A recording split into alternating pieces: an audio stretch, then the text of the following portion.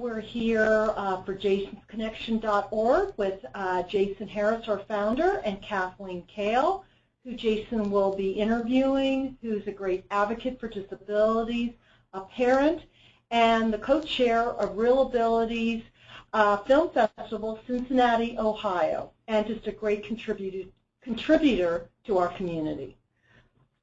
Why did you get involved with community advocacy for disabilities? I would like to say that it was just always part of me and that's who I am, but the honest-to-God truth is that I was fortunate enough to have 2 children, and one of my children has a disability, which started out with us saying we're not going to be the poster children or the poster child or the poster family for disabilities. We want Grace to live as typical a life as she can and for us to be as typical of a family as we can. But as years went on, I just found myself in positions where I was speaking up on behalf of Grace or speaking up on behalf of anybody who experiences a disability. I found myself being asked to get involved with various things, and before I knew it, we were becoming everything that we at first avoided, but I think I was ready for it at that time. And I saw things happening that I just couldn't sit back and not say anything about, whether it was for my daughter or in general. So what type of things sort of sparked you to get more involved? What type of things were happening that you weren't happy with or you felt like? You know, this more or less started back in 2011. And Grace I was always doing things at her school, so I had taken on the Everybody Counts program at her school, and at Children's Hospital I was asked to be on, a patient safety and advocacy board, and, different things like that. But what really kind of moved the mark for me, I would say, was Grace was a Girl Scout, and we were on a camping trip. And a mom came up to me during that trip, because there were moms on the trip. And a mom came up to me on that trip, and she said, I want you to know that my daughter always asks me if Grace would look different if she didn't have muscular dystrophy. And what should I say? And I, to this day, can't remember if I said anything at all. What I do remember is being so profoundly sad that we had worked for so long to get Grace to just be one of the kids, not to be identified or recognized or defined by her disability. And I felt like we were doing a good job until that question. And when that question happened, I know what I do remember is that I could hardly breathe, and I was on the verge of tears. And I was afraid to say anything because I was afraid that I would say something unkind. So I don't know that I really even answered her question, but I was devastated that weekend. And I was driving home, and I had a couple of girls in the car, and I have a minivan, so they were way in the back watching a movie together. And I was literally sobbing the whole way home.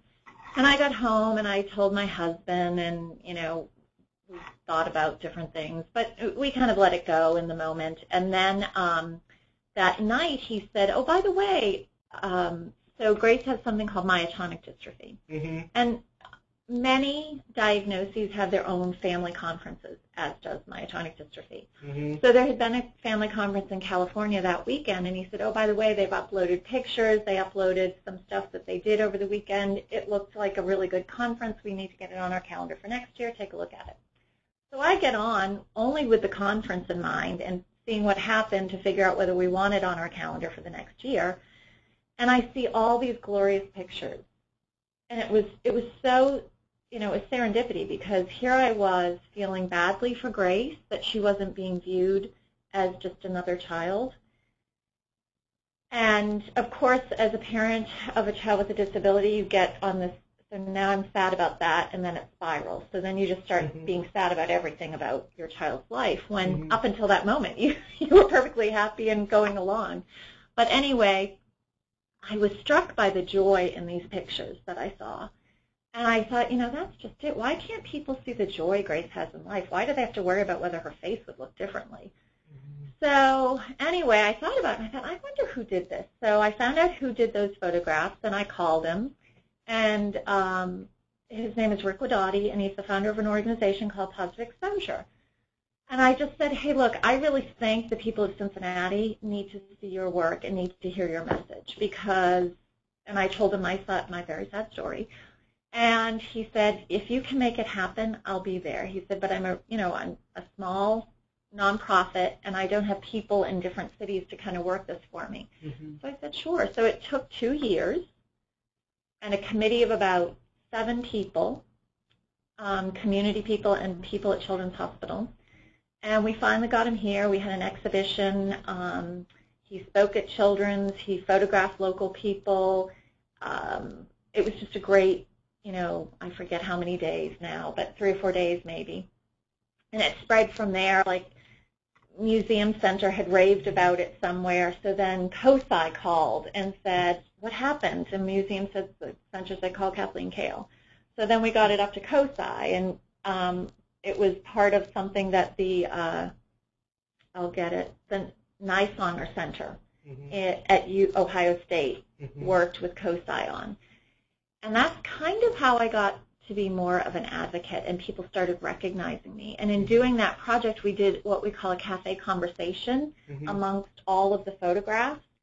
And I got that idea from Tim Vogt at Starfire. And Tim, someone told me to call him. He would be great for being part of this. So I called him, and he said, we don't do panel discussions. And I said, why? He said, because the experts aren't just the people on the stage. They're the people who are living their lives.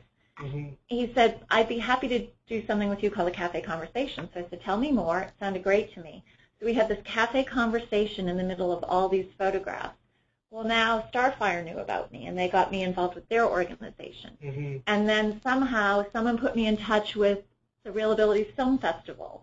And then I got involved last year in 2013, and this year they asked me to chair the festival. So long story, long answer to your short question. That's how it all came to be. Yeah. And how do these things sort of, I think you sort of touched on it, how do they sort of relate to each other? I mean, more than just with disabilities, there's a lot of relations. No, that's a good question because the first, anyone hearing this is going to think, oh, they're all disabilities. But the interesting thing is that they are all really related to each other because they have very similar missions, different approaches. So positive exposure wants you to celebrate your difference. Rick is not going around saying, let's not talk about difference. He's going around saying, let's talk about difference. Let's be proud of our differences. Let's celebrate them. And let's recognize how beautiful we all are. And yet at the same time recognize that we have these amazing differences that build this mosaic of a community. But what we have as the foundation is we're all human beings and we have those same basic needs. Starfire says,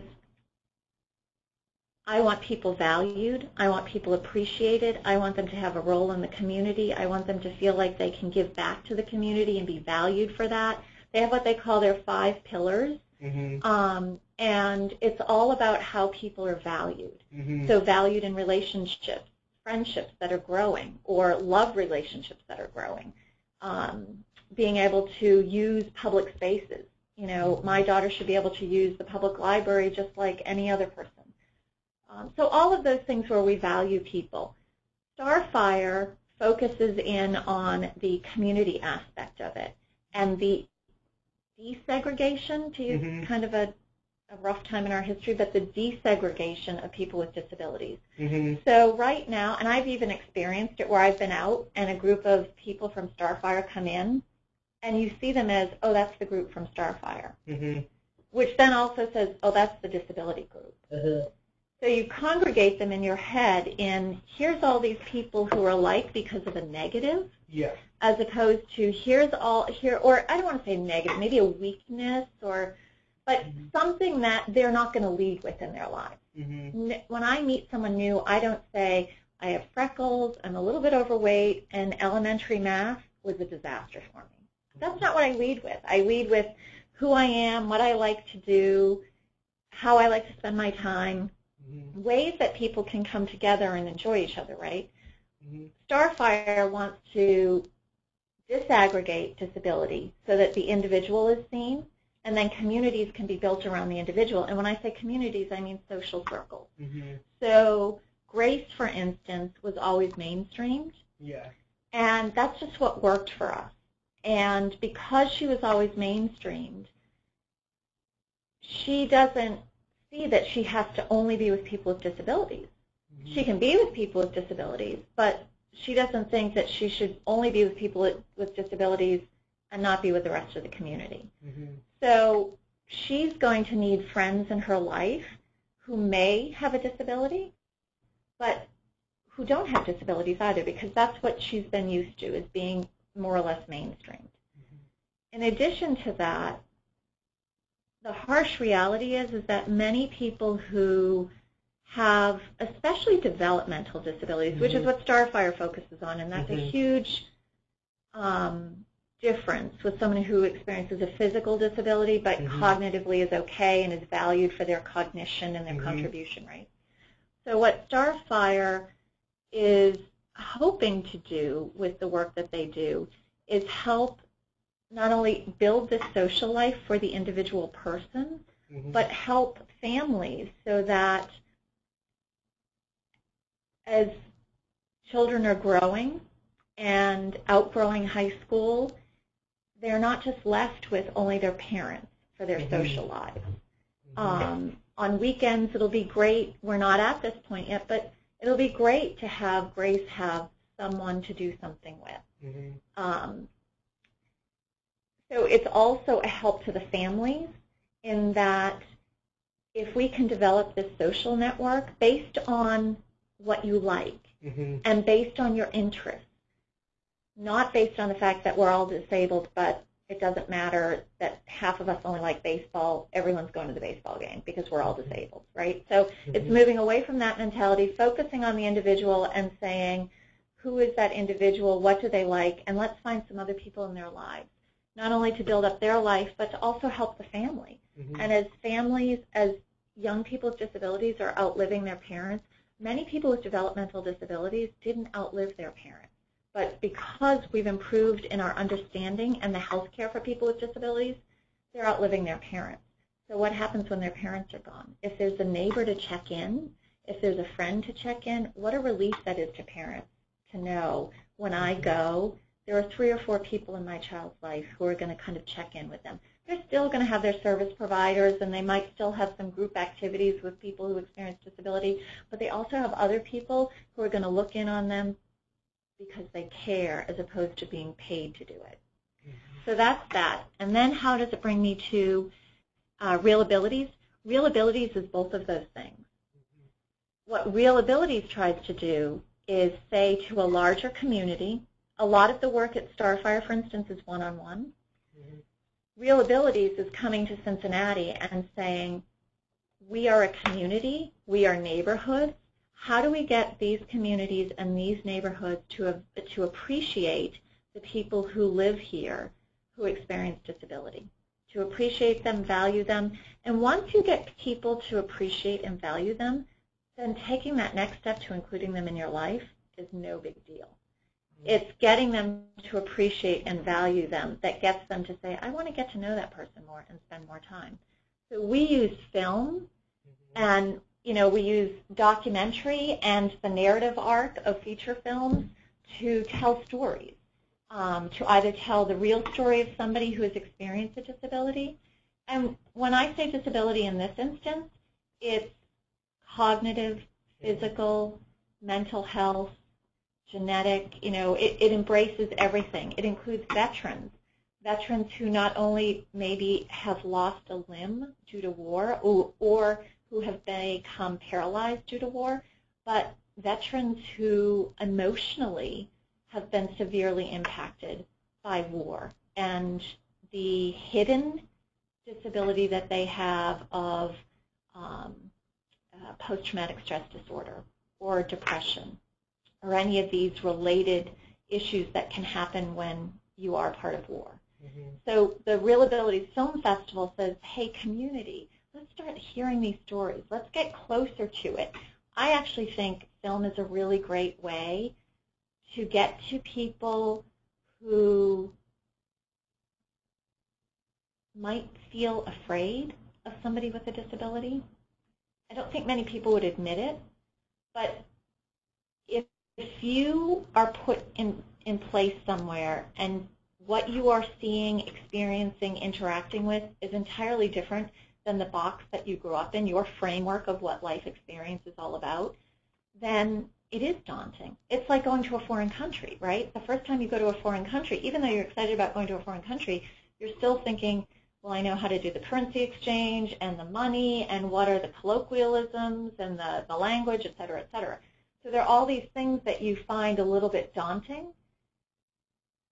And the same is true, I think, for many people who don't have anyone in their lives or in their life experiences who has had a disability. So they find somebody with a disability and they don't really feel comfortable. So film is an interesting way, in my mind, to introduce people to the fact that whether you have dark skin or light skin, whether you are physically able or have physical challenges or mental challenges, your story can be out there, and you have a story, and people can get to know you a little bit at a distance, and then go to someone in the community and say, gosh, I remember that film, and I have an understanding now, and I can approach that person. I can get to know that person. So I think it's kind of an easy way to let people who are not comfortable become a little bit more comfortable. And the stories are amazing. I mean, it gives us an opportunity to showcase people who, you know, some of the people that are showcased, you sit there and think, oh my gosh, this is a superhuman. Like, how could this person have done it? But that also helps you to say, you know what? That person was driven by something, just like I'm driven by something. So it gives you this connection base and allows individuals and hopefully communities to better embrace the diversity of people who live in our society. We have a luncheon this year. We're really trying to reach out to the business community because, in particular, in the state of Ohio, there is an initiative called Employment First. And that Employment First initiative is basically saying to people who are graduating, I believe starting this year, that sheltered workshops are not necessarily an avenue for you, and that you first have to try and find a job. So there are systems that have been set up to help people find jobs. Well, we need the employers to employ them. So if we can get our documentaries and our narratives out in front of business people, then they start to have a better appreciation of the incredible contributions that people with disabilities can make to any community or business or neighborhood. So we're starting with that this year, which is brand new to the festival. But it's getting at a group of people who can be really impactful in the life of someone with a disability who may not know where to begin or may not know that it's possible. So the film festival is more of a vehicle for helping a community start to think about the value that they give people with disability right next door, right in their own office building, right in their own church group, what have you. And you talked a little bit about Grace, but tell us who she is, what she's doing right now. Okay, so Grace is 15 going on 16, and she is all of 15 going on 16. It's kind of funny, it's a little bit of a joke at home that all the ways that, in particular, Grace could be a little bit delayed, there are ways that she's right on the money, and you kind of wish she was a little delayed in those areas. But in any event, she's a typical teenage girl who doesn't want her mother's involvement in many things. But in any event, so she's pretty typical in terms of that. She loves acting and singing. So she is in the school calls it Powwow. That's their musical theater group. So she got into Powwow this year, and she's over the moon. And it's a lot of practicing, and I really thought this was going to be a challenge for her. but she loves it. Only one day did she come home early because she was really worn out. She has not missed anything except for that one day. And she loves it. They're performing Fiddler on the Roof. She's in the ensemble. She has a line. So she's on stage, she's singing, and she has a line. Wow. It's like made in heaven for her. So she's very excited about that. She sees herself, today's career day at school, which this whole week is Spirit Week, I guess. So every day is a different costume. Yesterday was superhero. She was trying to be a fashion superhero, but that we couldn't quite pull off, so she had to choose something else. But today she is to go as your career choice. And it was funny because I saw lots of guys going in with suits and briefcases, and Grace went in as an actress, which again was a little hard to pull off, but she put it all together. She picked out the clothes that she thought were clothes that actresses would wear, and she got this scarf that she wrapped around her neck, and she wears glasses, but she also has prescription sunglasses, so she wore her prescription sunglasses to school today because they're big, and according to her, movie stars always wear big glasses so that they aren't recognized. So anyway, she's doing that. She loves animals in general. We have a dog. She adores this dog. She loves horseback riding, and she loves swimming. She loves hanging out with girls. She hates them all. And her favorite food right now is McDonald's hamburgers. I'm very sad to admit because I shouldn't be letting her have that, but pizza or McDonald's hamburgers or my homemade spaghetti and meatballs. That's a big food too. So she has a couple of friends, and most of her friends, though, are school-based. On the weekend, she's not too involved with them. That's a little bit about the difference that she has socially with some of her peers. I also think it's a little bit about the age group. When you're a sophomore in high school, you're just starting to become very social on weekends. So our hope is that through the play and through other things, she started a club at her school called Girl Up Club. It's slow to get moving, but they just had a meeting recently, and they've designed a T-shirt that they're going to sell to raise money for the United Nations Foundation on girls. So we'll see. So, yeah.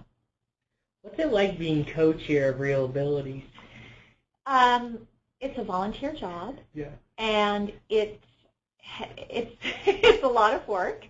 For me, it's really rewarding, though, because my husband always comes home and says, "You just love what you're doing." And I really do. It is a lot of work, and for me it's hard because it is a volunteer job. My first job is to be, a mother to my daughter or a wife to my husband, and to, do all that stuff that goes with that, right? And that's the choice that I made in life. But balancing can be a little bit hard. But every time I get a little bit like, oh my gosh, I have 10 piles of laundry I've yet to fold, something really amazing happens. Like we just had an instance where we were trying to set up a screening for a film that the Cincinnati Association for the Blind and Visually Impaired is hosting. And they had agreed to, they basically said they were good with this movie theater. And we were a little concerned that it was outdated. So would it have the things that they needed? But CABVI thought, I think they were thinking that it was going to be a real mix of an audience, so it probably wouldn't be that big of a deal. Well, as it turns out, this particular theater did not have the audio description capability. They're working on it right now, but it's not going to be done in time. So everything's gone out to print that says, this film is going to be at this location, and we find out that this is not going to work. And we had an option to keep it there, but it was not the best option if we kept it there. So we ended up going to another theater. And while that was stressful, the flip of it is, and this is what makes you happy, this particular movie theater that it's not going to be done for, it is going to be done. Like the fact that they have been working with us last year and this year, and that we've given such attention to making sure that everything is accessible, this movie theater is really, the management group is really going to work to make sure that's done across their theaters. So the flip side is, wow, just from ReelAbilities happening, we've probably helped move that along at that theater.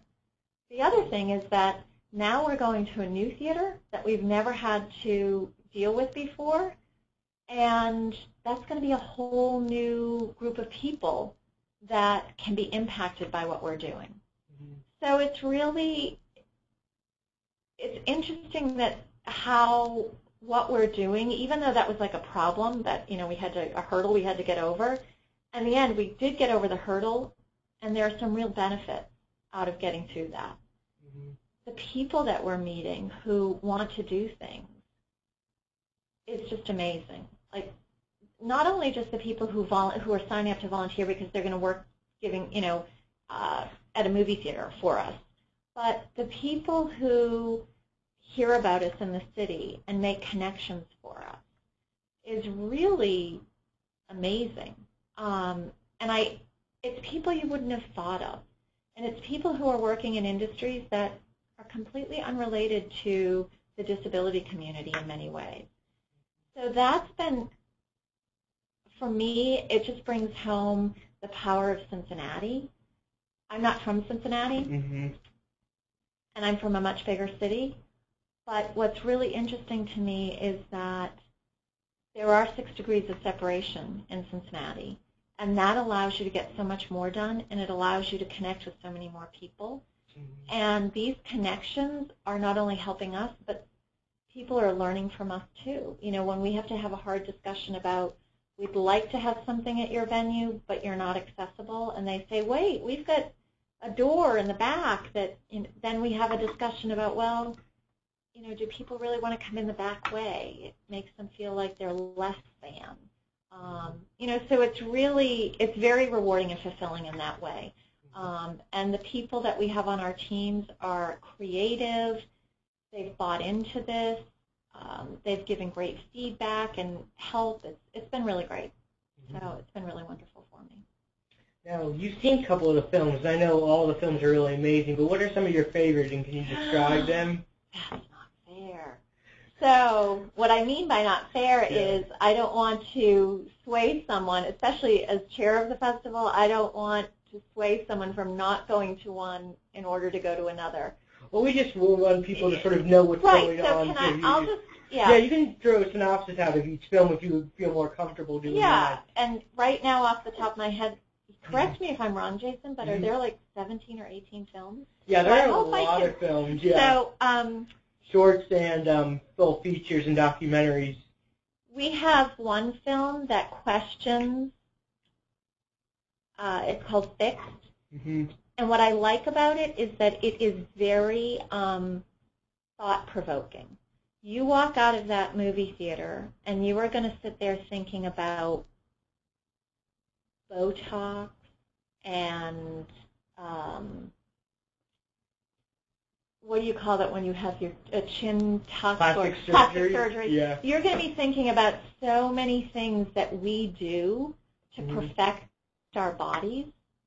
And what does that say about humanity's ability to welcome the entire spectrum of a human being?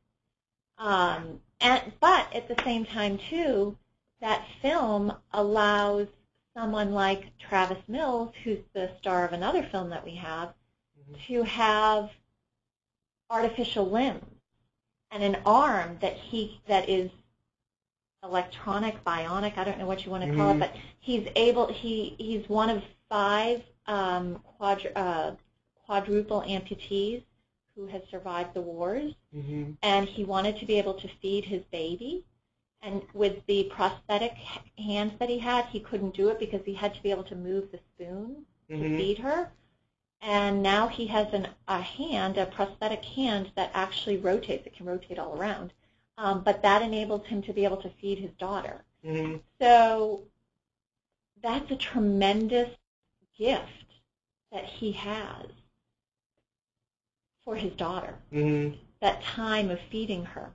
And as a mother, I mean, the quiet times of feeding your child are such incredible times for both of you and are so meaningful for both of you and will stay with you forever, at least as a parent. As a child, you probably don't remember that your mother was feeding you or your father was feeding you. But in any event, so here's technology that allowed that to happen.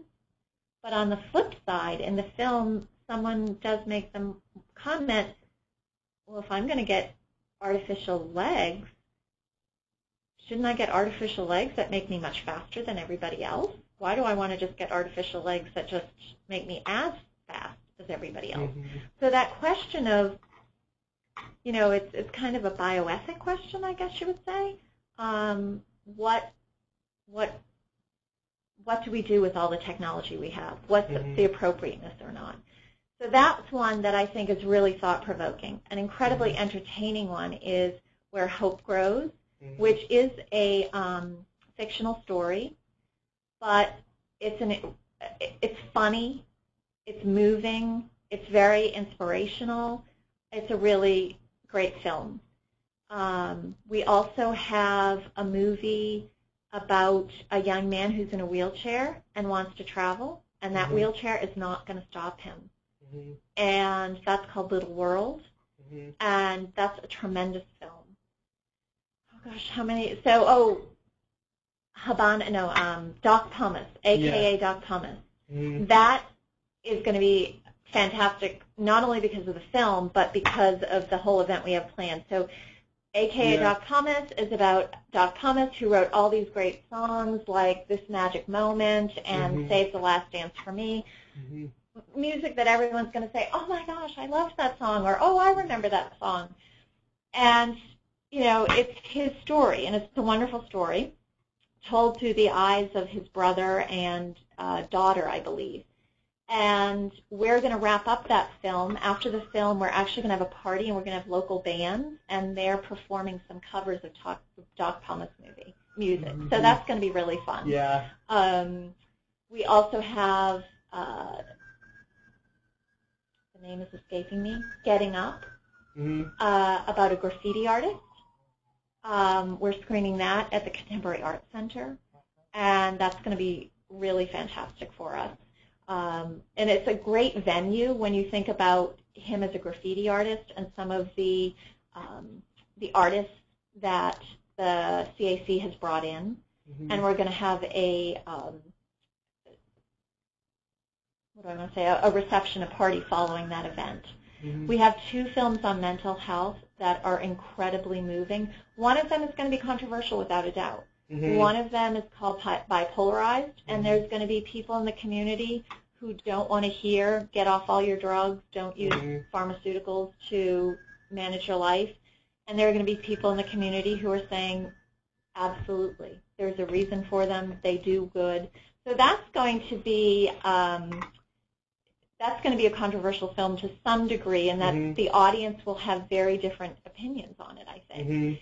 The other mental health film that we have is called Here One Day, and it's about depression. And it's a really moving story told by the filmmaker who is the daughter of a woman who committed suicide. And both of these films are really important for any community. We have 2 mental health films specifically because we wanted to address that component of the disability world.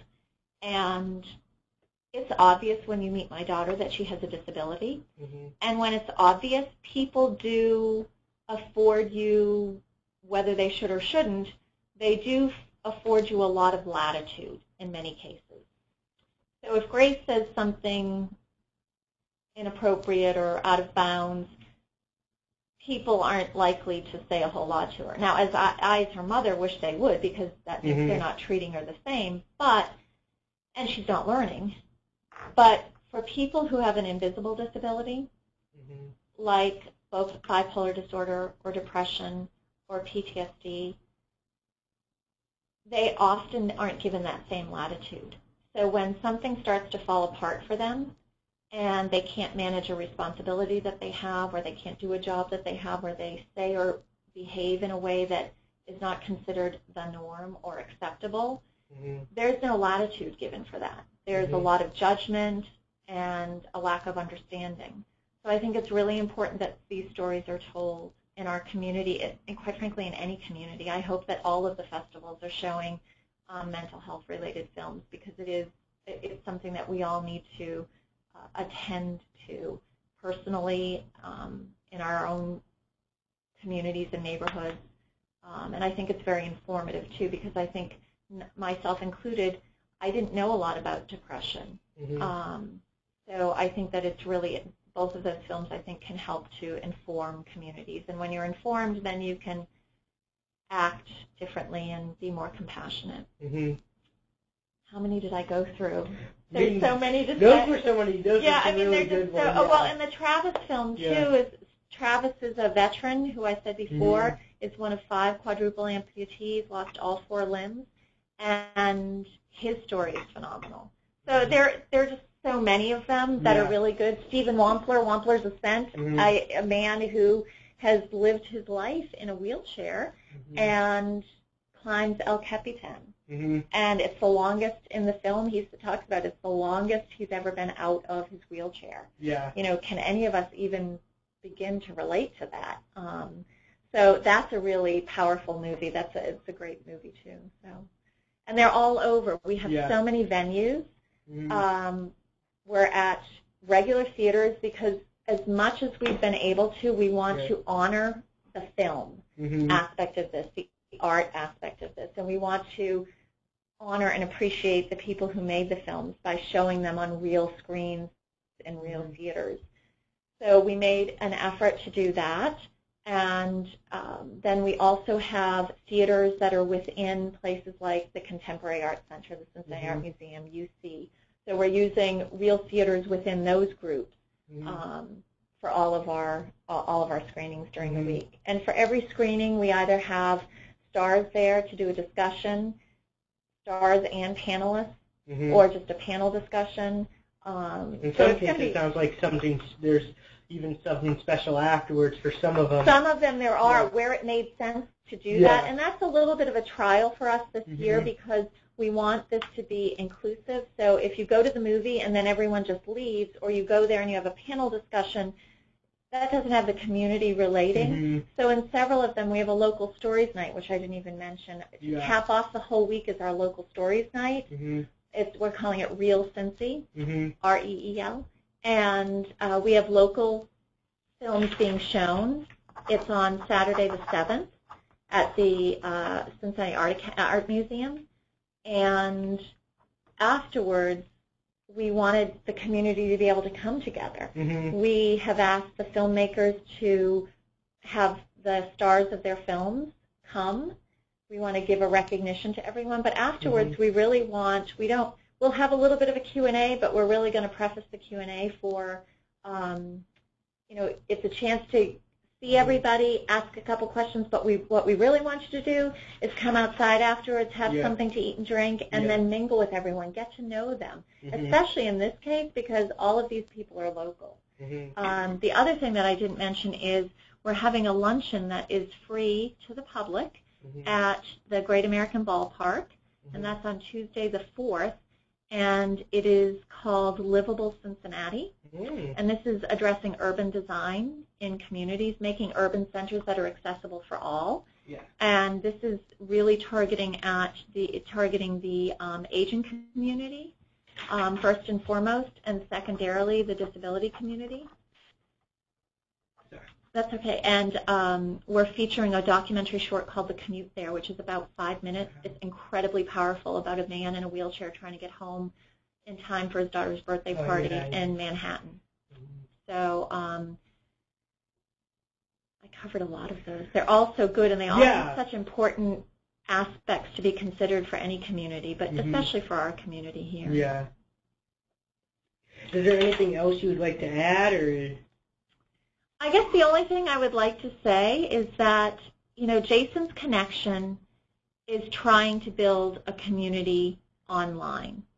And then within communities, it's trying to provide services or access and knowledge about services to people in those communities. It's no different than what we're doing with ReelAbilities. Mm-hmm. It's no different than what we're doing with Starfire or what Rick Wadati is doing. It's about making people realize that they're valued and appreciated, and helping those people around them to recognize